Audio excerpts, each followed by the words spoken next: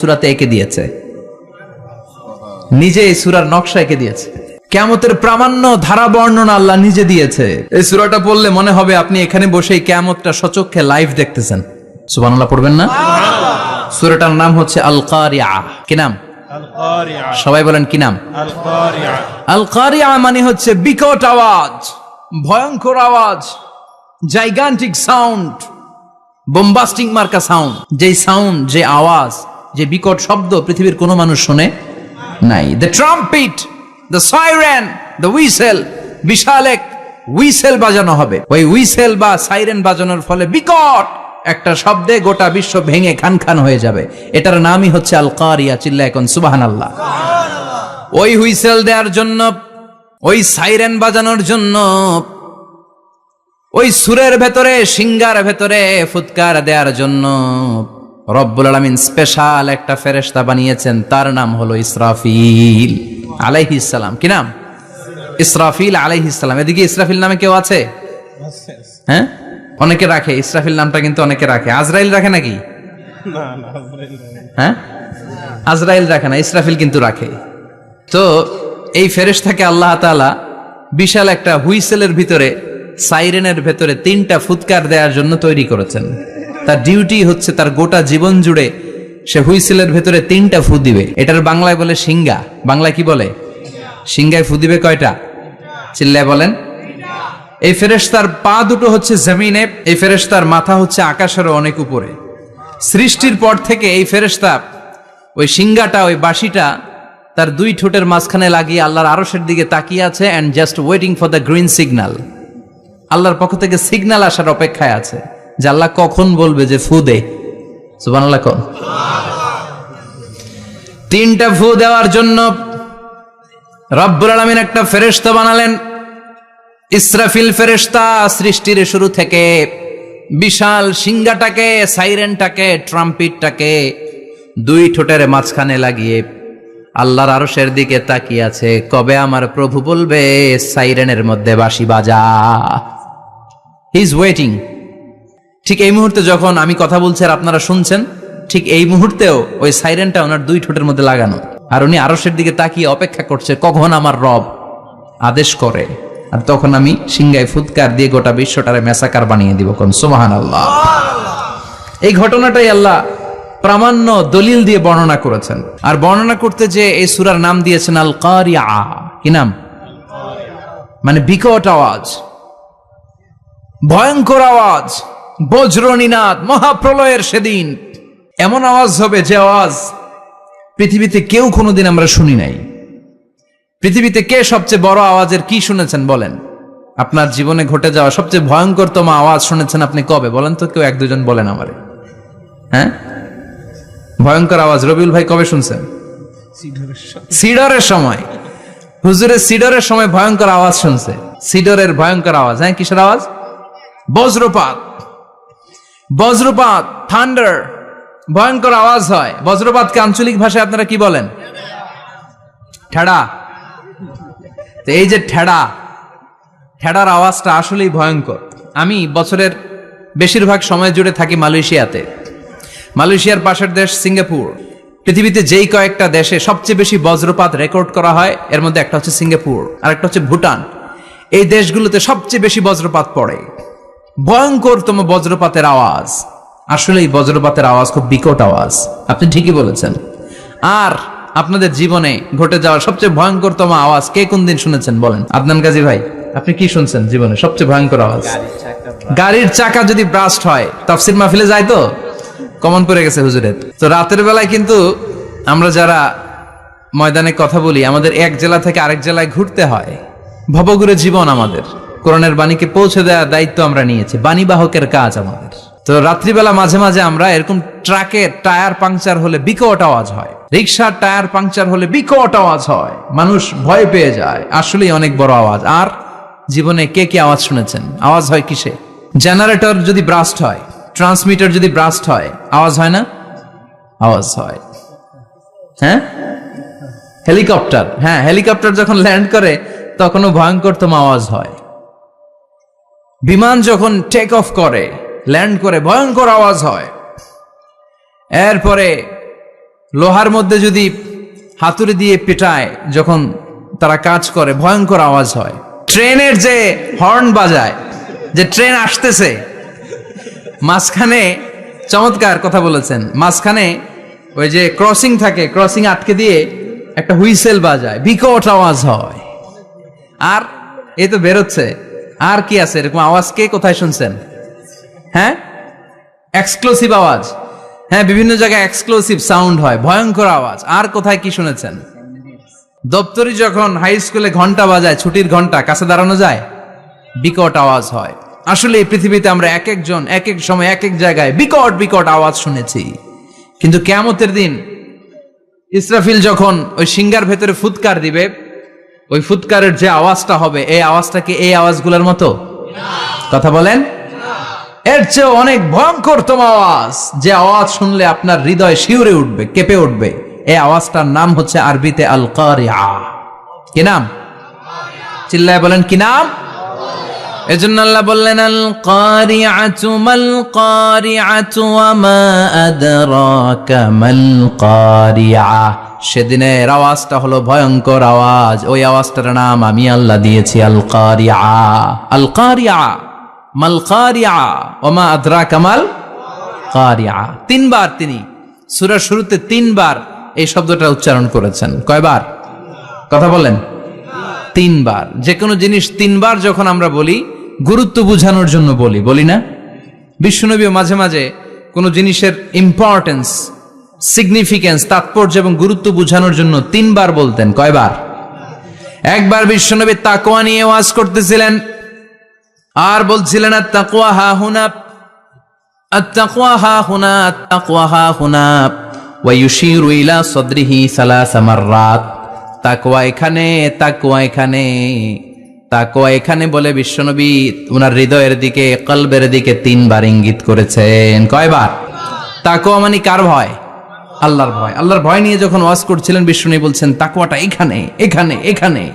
তেমনি মক্কাবাসীদের কাছে যখন সূরাতুল কারিআ নাজিল হয়েছে, মক্কার কাফির মুশরিকদের দৃষ্টি আকর্ষণের জন্য আল্লাহ তাআলা এই সূরার শুরুতে আল কারিআ শব্দটা একবার নয়, দুইবার নয়, তিনবার উল্লেখ করেছেন। পড়েন সুবহানাল্লাহ। আল্লাহ বললেন আল কারিআতু মাল কারিআতু ওয়া মা আদরাকা মাল কারিআ ইয়াওমা ইয়াকুনুন নাসু কাল ফারাশিল মাবথুস ওয়া তাকুনুল জিবালু কাল ইহনিল মানফুশ। সুবহানাল্লাহ পড়েন। আল্লাহ বললেন বিকট একটা আওয়াজ হবে। তিনটা আওয়াজ করার জন্য, তিনটা হুইসেল বাজানোর জন্য ইসরাফিলকে আমি বানালাম। প্রথম সিংগার ফুৎকার যখন ইসরাফিল ফেরেশতা হুইসেলের মধ্যে দিয়ে দিবে, তখন যেই ভয়ঙ্কর শব্দটা হবে, ওই শব্দটার নাম হলো আল কারিআ। কি নাম? আল কারিআ। ওটা দেওয়ার সাথে সাথে পুরো পৃথিবীটা লন্ডভন্ড হয়ে যাবে। এখন আমরা যেরকম আরামসে বসে আছি, ওই সময় পৃথিবীর অবস্থা এরকম থাকবে। আল্লাহ বললেন ইয়াউমা ইয়াকুনুন নাসু কাল ফারাশিল মাবথুস ওয়া তাকুনুল জিবালু কাল ইহনিল মানফুশ। সেদিন মানুষগুলো বিক্ষিপ্ত পতঙ্গের মতো নিক্ষিপ্ত হবে, পাহাড়গুলো ভেঙে খান খান হয়ে যাবে, তুলার মতো পাহাড় ধ্বনিত হতে থাকবে, তুলার মতো। সুবহানাল্লাহ পড়ে। মানুষগুলো ছিটকে পড়বে। এই পৃথিবীর মাধ্যাকর্ষণ শক্তি থাকার কারণে আমরা ছিটকে পড়ি না। এই যে বসে আছি, সবকিছু পৃথিবীর মধ্যে লেগে আছে, এটার কারণ দ্য গ্র্যাভিটেশনাল ল, গ্র্যাভিটেশনাল পাওয়ার। এটা পৃথিবীর সবকিছু তার কেন্দ্রের দিকে টেনে রাখে। কিন্তু কিয়ামতের দিন আল্লাহ পৃথিবীটারে ধরে যখন একটা ঝাঁকুনি দিবেন, একটা কাঁপুনি দিবেন, একটা ভাইব্রেশন দিবেন, একটা আর্থ কোয়াক, একটা ভূমিকম্প দিবেন, মুহূর্তের মধ্যেই পুরো পৃথিবীর সবকিছু ছিটকে পড়ে যাবে। চিল্লায় পড়েন আল্লাহু আকবার। মানুষগুলো পৃথিবীতে বসে থাকতে পারবে না, দাঁড়িয়ে থাকতে পারবে না, ডানে বায়ে সামনে পিছনে কে কোথায় ছিটকে পড়বে কোনো ইয়ত্তা থাকবে না। কাল ফারাশিল মাবথুস। মানুষগুলো বিক্ষিপ্ত পতঙ্গের মতো নিক্ষিপ্ত হবে। শীতকালে ছেলেপেলেরা গ্রামাঞ্চলে অনেক সময় র্যাকেট খেলে না, ব্যাডমিন্টন খেলে, দেখবেন ওই খেলার জন্য শীতকালে ক্ষেতের মাঝখানে বাঁশ গেড়ে দেয় আর বাঁশের মধ্যে লাইট লাগায়। এলাকায় খেলেনি? এই রাত্রিবেলা বাঁশ গেড়ে দিলে ওর মধ্যে লাইট লাগালে কোত্থেকে যেন অনেক পোকা চলে আসে, ডান দিকে একটা, বাঁ দিকে একটা, সামনে পেছনে ছিটকে ছিটকে পড়ে। কিয়ামতের সেই কঠিন দিন মানুষগুলো বিক্ষিপ্ত এরকম পতঙ্গের মতো ডানে বায়ে ছিটকে ছিটকে পড়বে। পাহাড়গুলো চূর্ণ বিচূর্ণ হয়ে যাবে, ভেঙে খান খান হয়ে যাবে।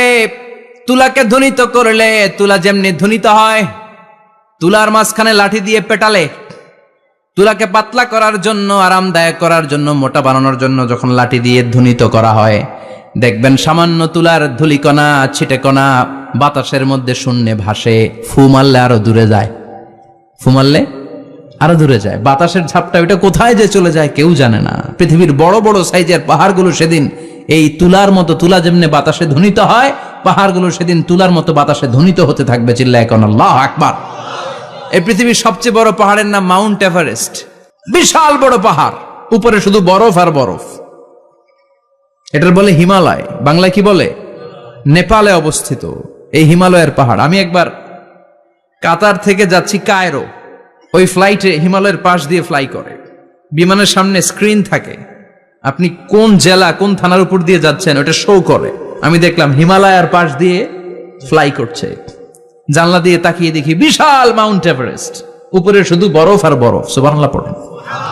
29,035 ফিট উঁচু ওই পাহাড়টা সেদিন আল্লাহ যখন একটা ঝাঁকুনি দিবে, পৃথিবীটারে ভেঙে খান খান হয়ে যাবে, টুকরা টুকরা হয়ে যাবে, তুলার মতো বাতাসে ধ্বনিত হতে থাকবে। ইউরোপের সবচেয়ে বড় পাহাড়ের নাম হচ্ছে আল্পস পর্বতমালা। পুরো মাউন্টেন রেঞ্জটা ভেঙে চুরমার হয়ে যাবে, ধূলিকণা হয়ে যাবে। আমেরিকার সবচেয়ে বড় পাহাড়ের নাম আলাস্কা মাউন্টেন রেঞ্জ।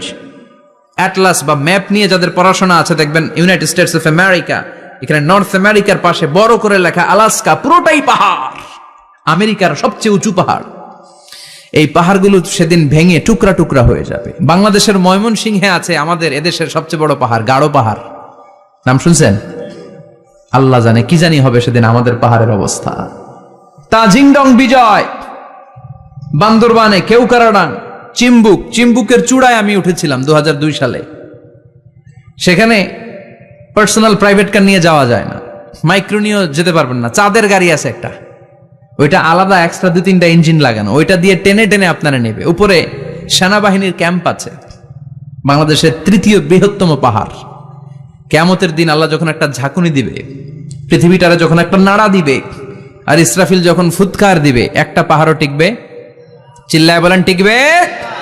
এজন্য আল্লাহ বললেন ইযা যুলজিলাতিল আরদু জিলজালাহা ওয়া আখরাজাতিল আরদু আসকালাহা ইযা রুজ্জাতিল আরদু রাজ্জাও ওয়া বুসাতিল জিবালু বাসসা। সেদিন যখন আল্লাহ একটা ভূমিকম্প তৈরি করবে, পৃথিবীটাকে যখন নাড়িয়ে দিবে, কাঁপিয়ে দিবে, একটা পাহাড়ও টিকবে না, সবগুলো পাহাড় তুলার মতো ধ্বনিত হতে থাকবে। মানুষগুলো ছিন্ন বিচ্ছিন্ন হয়ে ডানে বায়ে ছিটকে পড়বে, চন্দ্র সূর্য আলো থাকবে না, মানুষের চোখগুলো ছানা বড়া হয়ে যাবে। ফাইদা বারিকাল বাসারু ওয়া খাসাফাল কামারু ওয়া জুমিআশ শামসু ওয়াল কামার ইয়াকুলুল ইনসানু আইনাল মাফার। চাঁদে আলো থাকবে না, সূর্যে আলো থাকবে না, প্রক্সিমা সেন্ট্রাইতে আলো থাকবে না, আলফা সেন্ট্রাই এ, আলফা সেন্ট্রাই বি, ইটা ক্যারিনা, ব্যাটেল জিউস, অ্যান্ড্রোমেডা, একটার ভেতরেও সেদিন আলো থাকবে না, সবগুলো অন্ধকার হয়ে যাবে। সাগরের পানির মধ্যে সেদিন দাউ দাউ করে আগুন জ্বলবে। সেই দিনটার নাম হচ্ছে আল কারিয়া। মাল ওয়ামা আদরাকা মাল। মানুষগুলো পাগল হয়ে যাবে। কেউ থাকবে তখন টয়লেটে, ইমাজিন কেমন ভাবে আল্লাহ নকশা এঁকেছেন। কেউ থাকবে টয়লেটে, কেউ থাকবে ক্ষেত খামারে, কেউ থাকবে অফিস আদালতে, কেউ থাকবে রান্নাঘরে, কেউ থাকবে মৌজ মাস্তির ভেতরে। ঠিক তখনই কিয়ামত হয়ে যাবে, কেউ পার পাবে না, সবার মুখে একটা চিৎকার, আইনাল মাফার। পালাবো কোথায়? কিয়ামতটা শুধু পৃথিবীর একদিকে অনুষ্ঠিত হবে না, গোটা বিশ্বব্যাপী হবে, তাই না? নাকি বাংলাদেশে কিয়ামত শুরু হইলে সৌদিতে হবে না? হ্যাঁ, আমেরিকাতে হবে না, সুইজারল্যান্ড, ইন্দোনেশিয়া, অস্ট্রেলিয়া, গোটা বিশ্বব্যাপী একসাথে কিয়ামতের ভয়ঙ্কর দৃশ্যের অবতারণা ঘটবে। চিল্লা এখন ঠিক কিনা? মা তার ছেলেরে চিনবে না, দুধের বাচ্চাকে রেখে মা পালাবে। দুধের বাচ্চা, যে বাচ্চা দুধ খায়, ব্রেস্ট ফিডিং বেবি, এই বাচ্চারা রেখে মা কোনো দিকে যায়? ডানে বায়ে কোথাও সরতে চায় না, ব্যথানি পায়, কষ্টনি পায়। এই দুধের বাচ্চাটারে ধাক্কা মেরে মা দিবে দৌড়। তাহলে কি ভয়ঙ্কর ঘটনা সেদিন ঘটবে। 3 মাসের 4 মাসের পেটের ভেতরে অপরিপক্ক বাচ্চা, এখনো পরিপূর্ণ হয় নাই, হাত পা ভালোভাবে গজায় নাই, ছোট্ট একটা গোশতের টুকরা। হসপিটালে এরকম যতগুলো নারী থাকবে, কিয়ামতের ভীতিকর অবস্থা দেখে মুহূর্তের মধ্যে সব অপরিপক্ক বাচ্চাগুলো ডেলিভারি হয়ে যাবে। এক ধাক্কায় 3 মাসের বাচ্চাটার হাত পা গজায় নাই এখনো ঠিক মতো, এক ধাক্কায়, এক ভূকম্পনে, এক কাঁপুনির চোটে পেটের সব বাচ্চাগুলো খালাস হয়ে যাবে, ডাক্তার ছাড়া, ইনজেকশন ছাড়া। আল্লাহ বললেন সেদিনটার নাম হলো আল কারিআহ। মাল ওয়ামা আদরাকা মাল ইয়াউমা ইয়াকুনুন নাসু কাল ফারাশিল মাবথুস, মানুষগুলো নিক্ষিপ্ত হবে। ওয়া তাকুনুল জিবালু কাল আহিনিল মানফুশ, পাহাড়গুলো তুলার মতো ধ্বনিত হতে থাকবে। এখন উপরের দিকে তাকালে কি সুন্দর নীল আকাশ দেখা যায়, সেদিনে আকাশও থাকবে না। ইয়াউমিন নাতবিস সামাআ কা তায়্যি সিজিল্লিল কুতুব, কাগজের পৃষ্ঠা যেমনি তোমরা ভাঙো, কাগজ যেমনি হাতের মুঠোয় নিয়ে তোমরা গুটিয়ে ফেলো, সেদিন এই বিশাল 7 আকাশটারও হাতের মুঠোয় নিয়ে গুটিয়ে ফেলবে কে? কুতুব। Can you imagine? আপনি কি কল্পনা করতে পারেন এই দৃশ্যপট যখন ঘটবে গোটা বিশ্বব্যাপী কি মেসাকার হবে? স্যাটেলাইট চ্যানেলগুলো ভেঙে দুমড়ে মুচড়ে পড়বে, পৃথিবীর যত বড় বড় টাওয়ারগুলো আছে ভেঙে আবাসিক এলাকার উপর পড়বে, পাহাড়গুলো ভেঙে খান খান সাগরের পানির ভেতরে দাউ দাউ করে আগুন জ্বলবে। বুর্জ আল খলিফা, পৃথিবীর সবচেয়ে উঁচু টাওয়ার, ওইটার তো কিছু হবে না। ওই দিন কি হবে?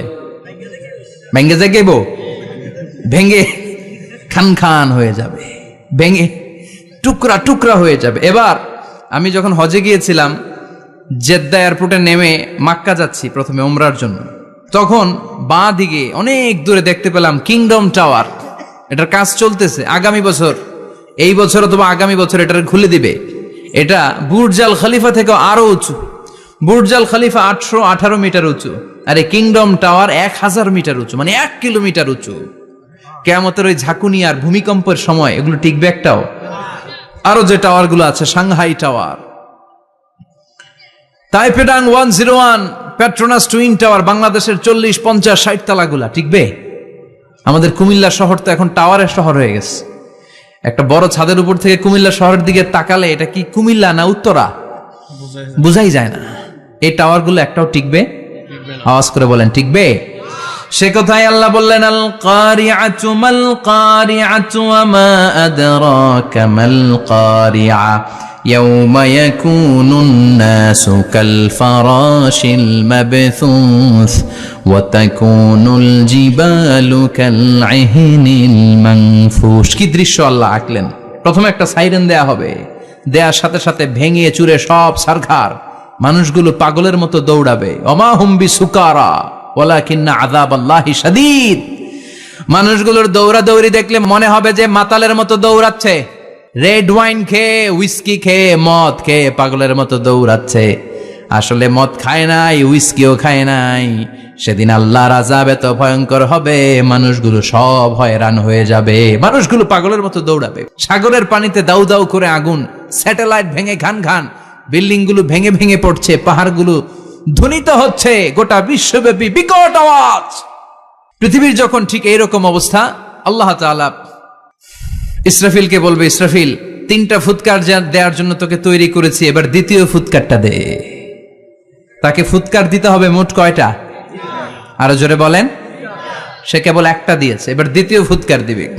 দ্বিতীয় ফুৎকার যখন সে দিবে, মুহূর্তের মধ্যে পৃথিবীর মধ্যে যত মানুষ আছে সবগুলো মরতে শুরু করবে। একটার পর একটা মালাকুল মাউত রুহু কবজ করতে শুরু করবে। মরবেন না শুধু একজন, চিল্লায় বলেন তিনি কে?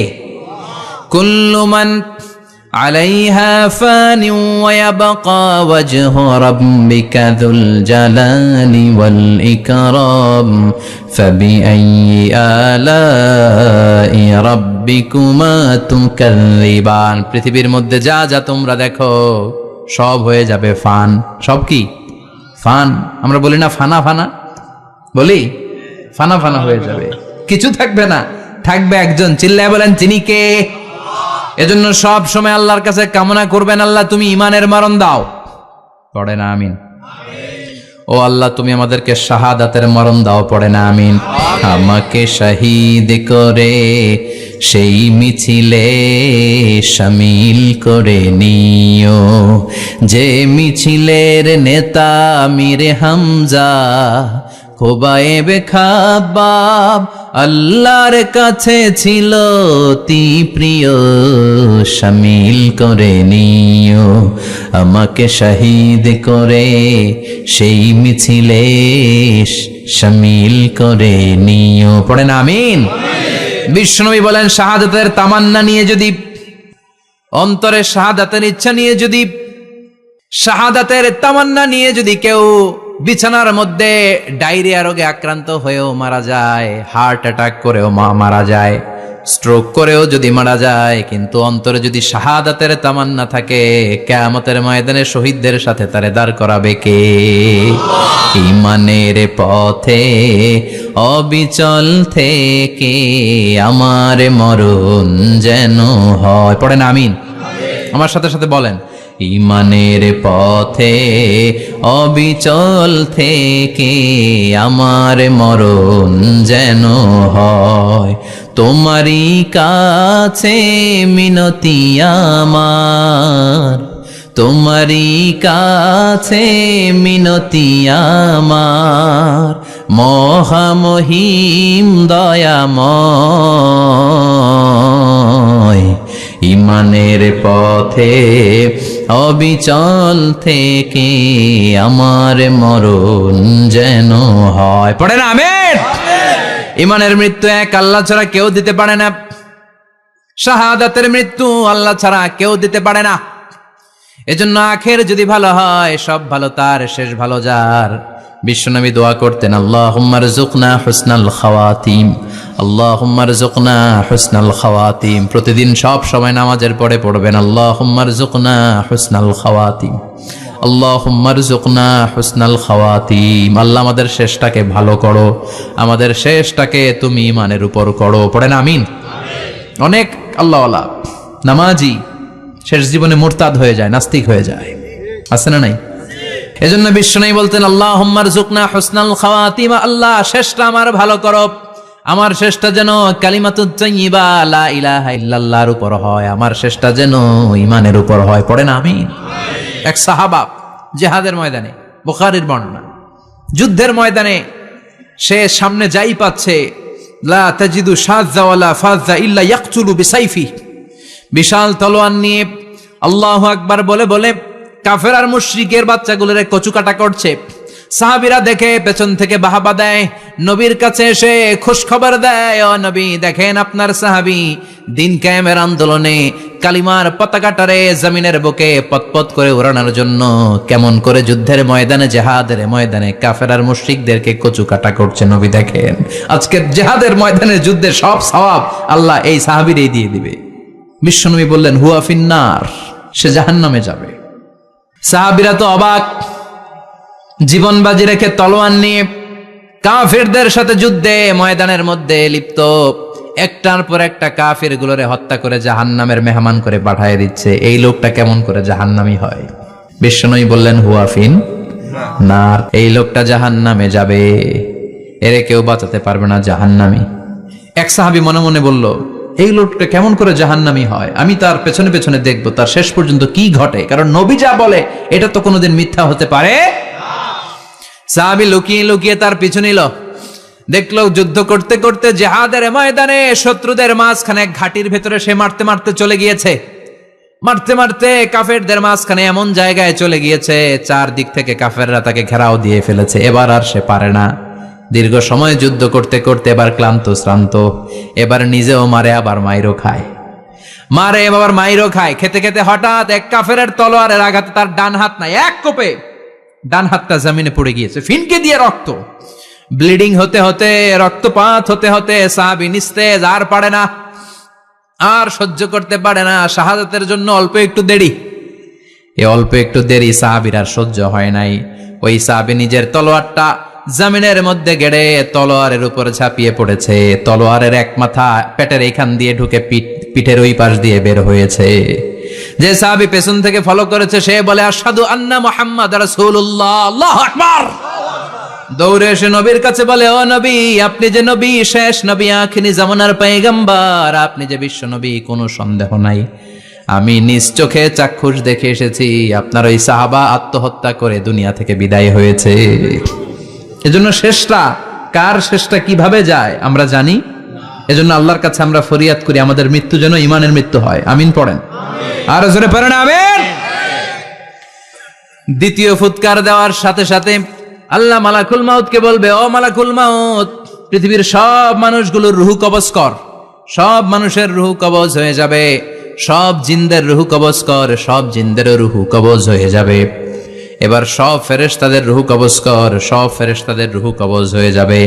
আল্লাহ বলবেন আখবিরনি মান ইয়াবকা, আর কে কে বেঁচে আছে বল। মালাকুল মউত বলবে, আল্লাহ মানুষগুলো সব শেষ, জিনগুলো শেষ, ফেরেশতাগুলো শেষ, শুধুমাত্র 4 জন বড় বড় ফেরেশতা এখনো মরে নাই। আল্লাহ বলবে, যা জিব্রাইল, মিকাইল, ইসরাফিল, যে ইসরাফিলের ফুৎকারে কিয়ামত হয়েছে ওই ইসরাফিলকেও শেষ করে ফেল। জিব্রাইল, ইসরাফিল, মিকাইল সব শেষ। এবার মহাবিশ্বে কেউ নাই। আল্লাহ বলবেন আখবিরনি মান ইয়াবকা, ও মালাকুল মাউত আজরাইল, এবার কে আছে? কয় কেউ নাই, সব শেষ। কেউ আছে? কেউ নাই, সব শেষ। আছে শুধু আল্লাহ আর মালাকুল মাউত, ঠিক কি না? আল্লাহ বলবে আখবিরনি মান ইয়াবকা, ও মালাকুল মাউত আমারে বল কে আছে? কয় আমি আছি। কয় তুই মর। আমি আছি, আমি। আল্লাহ বলবে তাহলে এবার তুই মর। তুই মর শোনার সাথে সাথে মালাকুল মাউতের কাঁপুনি ছুটে যাবে, খিচুনি ছুটে যাবে, ভয়ে খিচুনি ছুটে যাবে, কারণ মৃত্যুটা তো সে দেখেছে। দুইটা সিস্টেমে মালাকুল মাউত রূহ কবজ করে। আপনারা যারা আল্লাহওয়ালা, আপনাদের মাথার সামনে এসে সুশ্রী, যত সুন্দর হতে পারে একজন মানুষ, এরকম একজন মানুষের চেহারায় আসবে আপনাদের কাছে। এসে সুগন্ধি পারফিউম মাখা সাদা ধবধবে কাপড় পরে এসে আপনার শিওরে বসবে। এসে খুবই বিনয়ের সাথে, ভদ্রতার সাথে বলবে, ইয়া আইয়াতুহান নাফসুল মুতমাইন্না, ইয়া আইয়াতুহান নাফসুল মুতমাইন্না, ইয়া আইয়াতুহান নাফসুত তাইয়্যিবা, হে পবিত্র আত্মা বেরোয় আয়। বলার সাথে সাথে আপনার রুহুটা স্মুথলি বের হয়ে যাবে। ইয়াতি বিহানুত মিন হানুতিল জান্নাহ, কাফান মিন আকফানিল জান্নাহ, জান্নাতের হানুতে করে কাফনের মধ্যে পেঁচিয়ে আপনার রুহুটারে মালাকুল মাউত ইল্লিনে নিয়ে যাবে। আল্লাহ আমাদের সবার নসিবে এই ঘটনা তুমি জারি করে দিও, আমিন। আর যারা ইসলাম মানে নাই, কোরআন মানে নাই, বিশ্ব নবীরা মানে নাই, তাদের সামনে কুৎসিত আকৃতির একটা ভয়ঙ্কর চেহারা নিয়ে আসবে। বিআকবাহি মা ইয়াকুন, হাদিসে এসেছে, যত খারাপ হতে পারে একজন মানুষের চেহারা, যত দুর্গন্ধযুক্ত হতে পারে একজন মানুষের দেহ, বিদঘুটে ভয়ঙ্কর রাক্ষসে এক চেহারা নিয়ে আসবে। মুমিনের সামনে এসে যেমনি ভদ্রভাবে বসে যায়, সে এরকম আসবে না, সে ত্রাস সৃষ্টি করবে। ডাকাত যখন আপনার অ্যাটাক করে এমন ত্রাস সৃষ্টি করবে, কোপ মেরে আঘাত করে আপনি ভয়ে সব দিয়ে দিবেন। ওনারা দেখলে আপনার পিলে চমকে যাবে।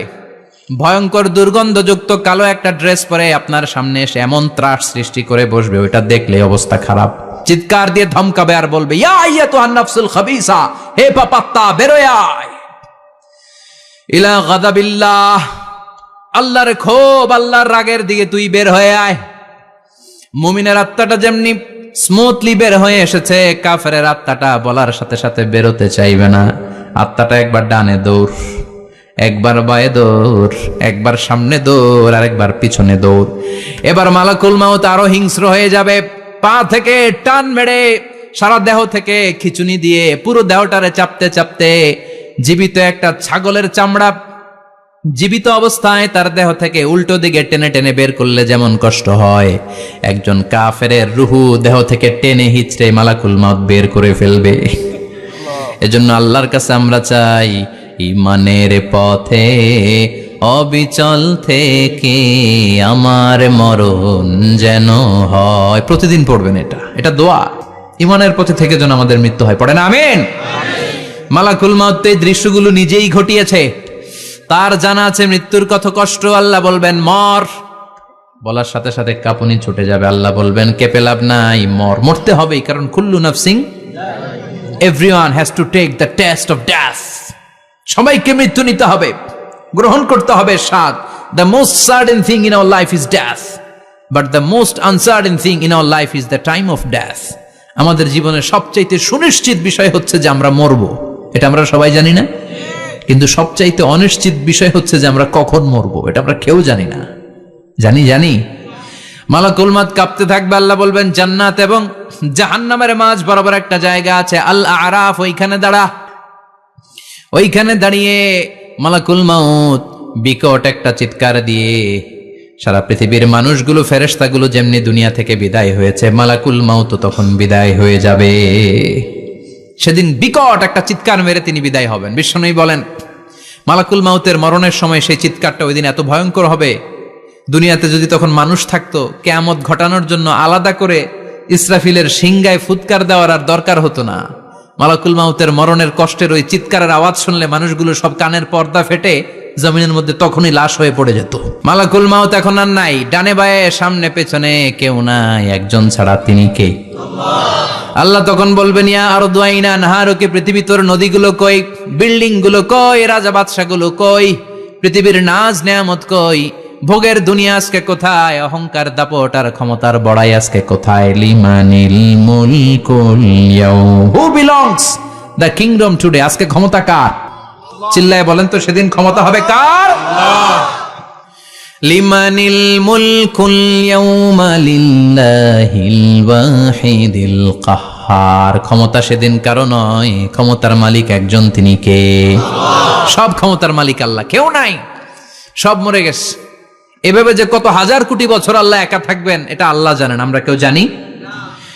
ইসরাফিলকে আল্লাহ বানিয়েছিলেন সিংহায় 3টা ফুৎকার দেওয়ার জন্য, চিৎকার করে বলতে হবে কয়টা? দিছে কয়টা? বাকি আছে কয়টা? এবার রব্বুল আলামিন ইসরাফিলকে জীবিত করবেন, জীবিত করে বলবেন তাড়াতাড়ি 3য় ফুৎকার দিয়ে তোর ডিউটি শেষ কর। সুবহানাল্লাহ পড়েন। ইসরাফিল এবার 3য় ফুৎকার দিবে। 3য় ফুৎকার দেওয়ার সাথে সাথেই পৃথিবীর বিভিন্ন প্রান্ত থেকে, মহাবিশ্বের বিভিন্ন প্রান্ত থেকে মানুষের জিনগুলো দাঁড়াতে শুরু করবে। বিমান দুর্ঘটনায় যারা মারা গিয়েছে, ছাই হয়েছে, ছাই থেকে উঠে দাঁড়াবে।